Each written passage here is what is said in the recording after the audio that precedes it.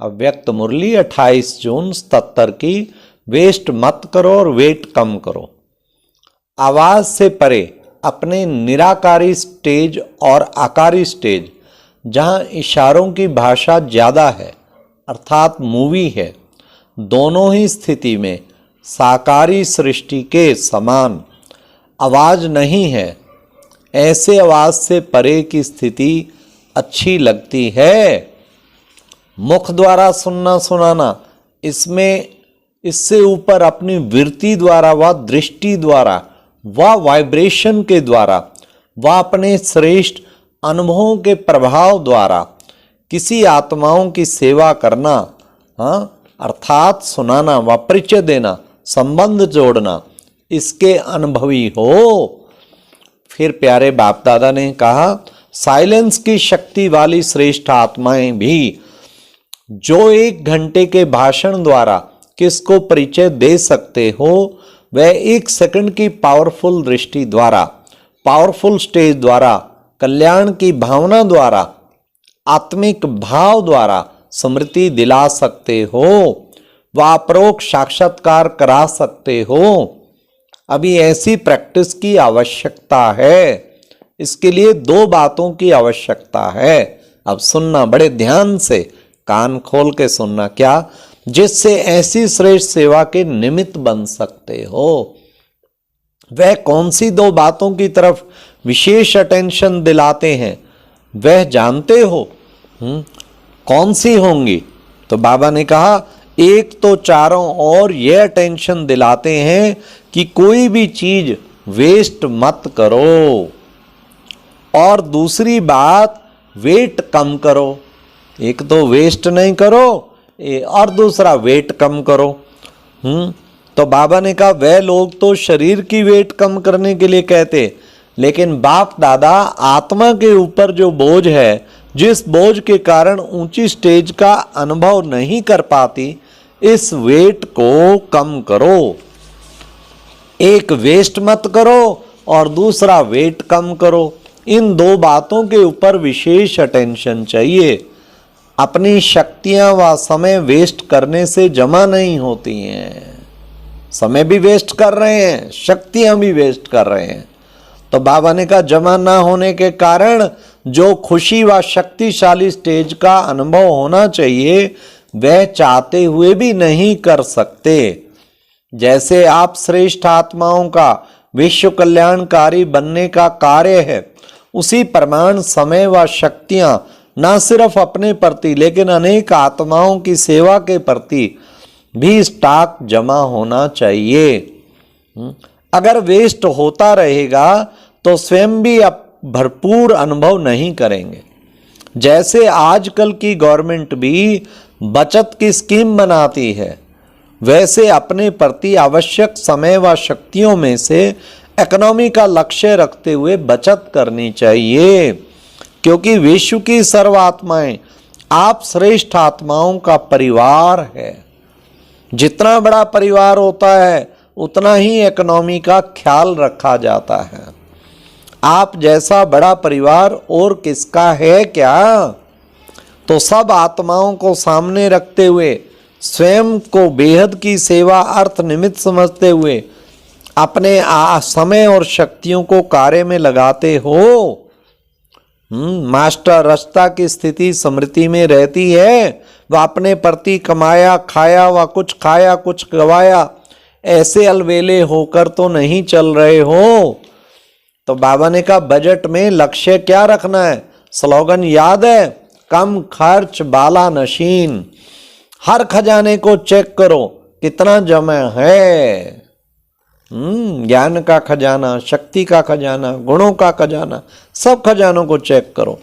उस जमा के खाते से बेहद के आत्माओं की सेवा हो सकती है। हर एक सब्जेक्ट की भी चेकिंग करो कि हर सब्जेक्ट द्वारा बेहद की सेवा के निमित्त बन सकते हैं। चारों सब्जेक्ट, उसकी भी चेकिंग चाहिए ना। वह सिर्फ ज्ञान द्वारा कर सकते हैं, धारणा द्वारा नहीं। जब फुल पास होना है, अब सुनिए फुल पास होने की निशानी, जब फुल पास होना है तो फुल सब्जेक्ट द्वारा सेवा के निमित्त बनना आवश्यक है। चारों सब्जेक्ट पे अटेंशन बहुत जरूरी है। अगर एक भी सब्जेक्ट में कमी है तो फुल पास नहीं होंगे, पास होंगे। एक है पास विद ऑनर, दूसरी स्टेज है पास होना।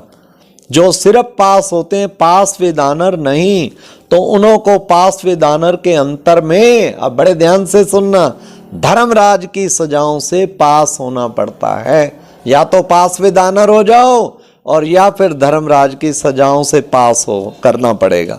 दूसरी बात, वेट कम करो। एक तो पिछले जन्मों का रहा हुआ हिसाब किताब का बोझ समाप्त करने में लगे हो, लेकिन यह बोझ कोई बड़ी बात नहीं है। 63 जन्म का बोझ कोई बड़ी बात नहीं है। यह भी बड़ी वंडरफुल आज बात बाबा ने बताई।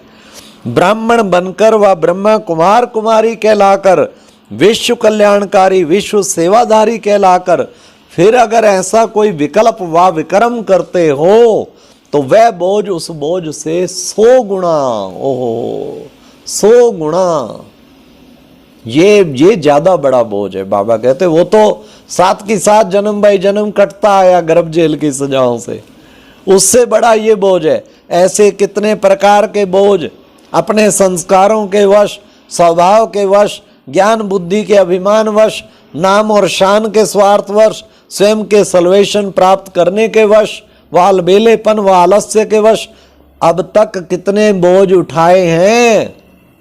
ये बाबा कह रहे हैं। सदैव यह ध्यान रखना कि ज्ञानी तो आत्मा कहलाते अथवा सर्विसेबल कहलाते, ऐसा कोई कर्म व वातावरण फैलाने के, वाइब्रेशन उत्पन्न होने के निमित्त ना बने जिससे सर्विस की बजाय डिससर्विस हो। क्योंकि सर्विस भी हो, लेकिन एक बार की डिससर्विस, अब ध्यान से सुनना दोनों कान खोल के, एक बार की डिससर्विस 10 बार की सर्विस को समाप्त कर देती है। जैसे रबड़ मिट जाता है, वैसे एक बार की डिससर्विस 10 बार की सर्विस के खाते को खत्म कर देती है। और वह समझता रहता है कि मैं बहुत सर्विस करता हूं। ये तो जब मुरली चलाई थी 77 में, अब तो और 10 गुना बढ़ गया। एक बार की डिससर्विस 100 बार की सर्विस खत्म कर लो। ये हिसाब रखो, पता लगे। पाप जरा ना करना, पुण्य खूब करो। लेकिन खाता खाली होने के कारण निशानी दिखाई भी देती है, लेकिन अभिमान के वश बाहर से मियाँ मिट्ठू बन जाते हैं। निशानी क्या होती? एक तो याद में शक्ति व प्राप्ति का अनुभव नहीं होता। बोझिल आत्मा की निशानी सुन लो, उसको न कुछ अनुभव नहीं होगा, खुशी भी नहीं, अंदर की संतुष्टता नहीं होगी। हर समय कोई ना कोई परिस्थिति, व्यक्ति, प्रकृति, वैभव, स्थिति को हलचल में लाने के व खुशी शक्ति खत्म करने के निमित्त बनेंगे। खुशी खत्म, शक्ति खत्म अंदर से। बाहर का दिखावा इतना सुंदर होगा जो अनेक आत्माएं उन्हें ना परखने के कारण सबसे अच्छा खुश मिजाज और पुरुषार्थी समझेंगे। वाह वाह वाह, बाहर का दिखावा, लेकिन अंदर बिल्कुल उलझन में खोखलापन होता है। नाम शान का खाता फुल बटा फुल लेकिन खजानों का खाता, अनुभूतियों का खाता खाली के बराबर होता है। अर्थात नाम मात्र होता है और निशानी क्या होगी? ऐसी आत्मा स्वयं विघ्नों के वश होने के कारण सेवा के कार्य में भी विघ्न रूप बन जाती है। नाम विघ्न विनाशक है, लेकिन बनते विघ्न रूप हैं।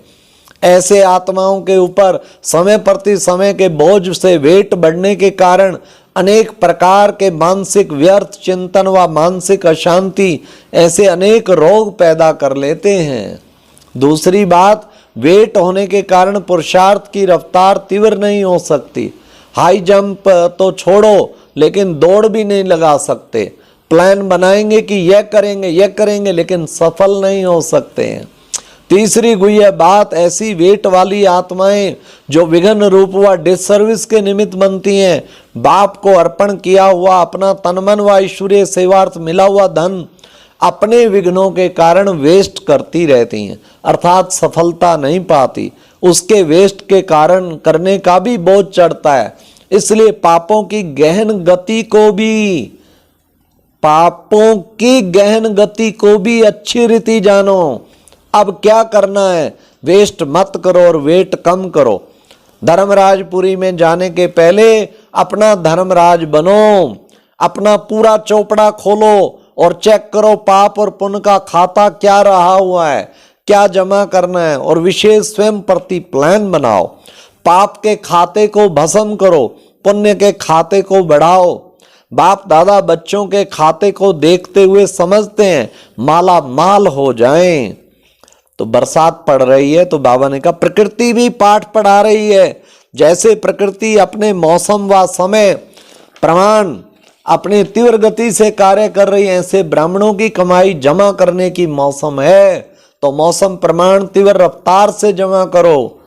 अच्छा, ऐसे सदा फरिश्ते वेटलेस अर्थात लाइट रूप हर सेकंड और संकल्प भी पिछला बोझ भस्म करते भविष्य जमा करने वाले सदा विश्व सेवाधारी स्वरूप में स्थित रहे आत्माओं को सर्व खजाने महादानी बन दान करने वाले अपने शक्तियों के खजाने में संपन्न हो शक्तियों द्वारा वरदानी बनने वाले रहमदिल आत्माएं सदा विश्व कल्याणकारी आत्माओं को बाप दादा का याद प्यार और नमस्ते।